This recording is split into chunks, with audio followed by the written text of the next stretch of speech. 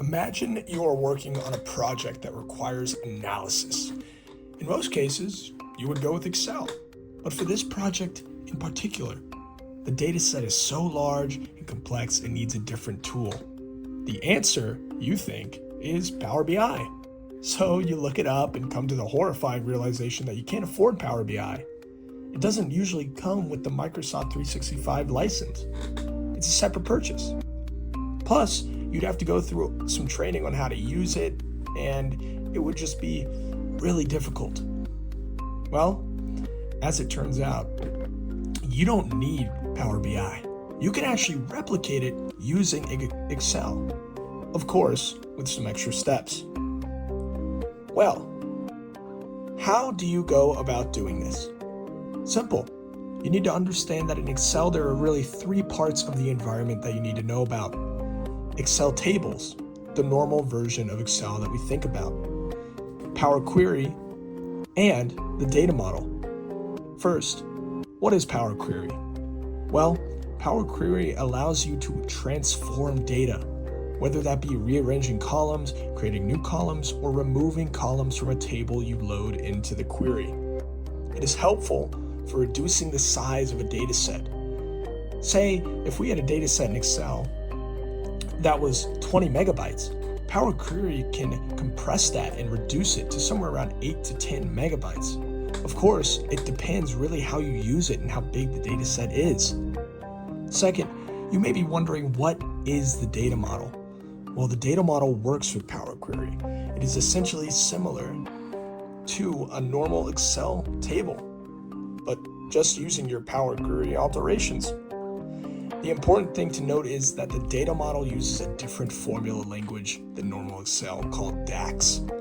DAX is very useful for making custom formulas without having to add an entire column, saving, of course, space. So, I'm going to show you how it's performed. Let's look at how to use these. Say we have a table loaded with data here in normal Excel, and we want it to be in both Power Query and the data model. Well, first, we go to Data, and then click on From Table and Range, in this case. If our data is already formatted as a table, it'll immediately open Power Query. If not, it'll ask where your table is, and if it has headers. And you just put in the range. Once the Power Query window opens, you will see something similar to Excel, except that there are different options available to you. You can group, split by delimiter, add columns, and much more. A key part of Power Query is the advanced editor. With this, you're able to actually change the source of your data.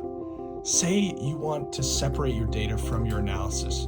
You can make that happen here by simply getting the path of the data in its tab in Excel, as shown here. Essentially, you'll have your data living in a different file, and you can update that file every time, and boom, it'll just be in this report. So, after that, close out the editor and press Load To.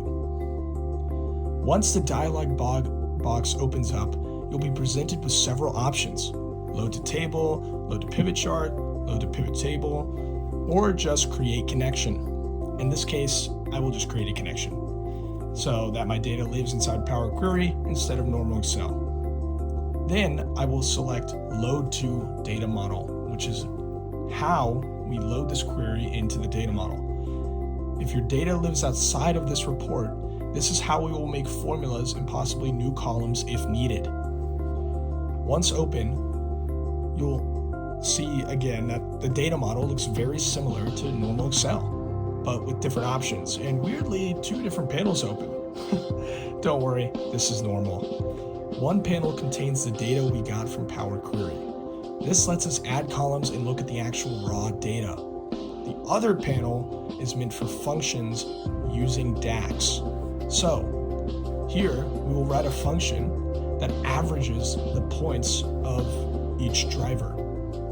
As you can see, it's a bit different, but rather than referencing a cell, the function references columns instead. This is very nice for breaking out the output of the formula using different filters like country or team.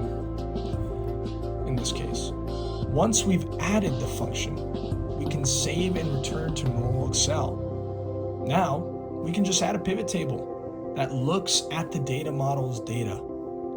So, simply go to Insert, then select the bottom arrow on Pivot Table and choose From Data Model. You can also make a pivot table from Power Query, but it actually won't contain that function we just wrote in the data model. It's two separate steps. Once we've created a pivot table from the data model, we place it into our existing tab and voila, we have a pivot table.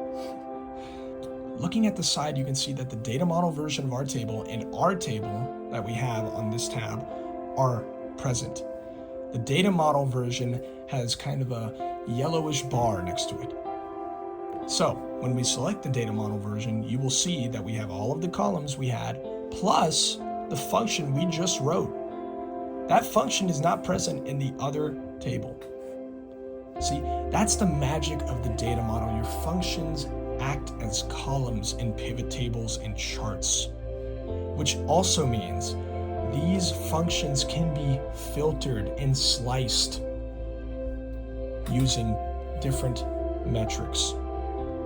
So, if we look at average points based on country, you can see it's averaging the points for each country as seen in the table.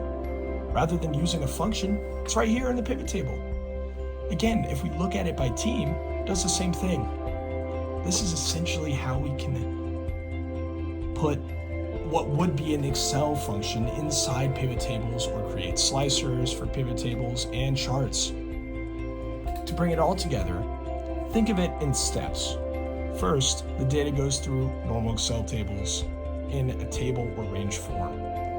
Then it goes through Power Query to transform that table by adding or removing columns. Then it gets put into the data model where you can now create functions based on the data you have just transformed in the Power Query step. Finally, you can put it in a pivot table or chart, and it's easily viewable and sliceable for presenting.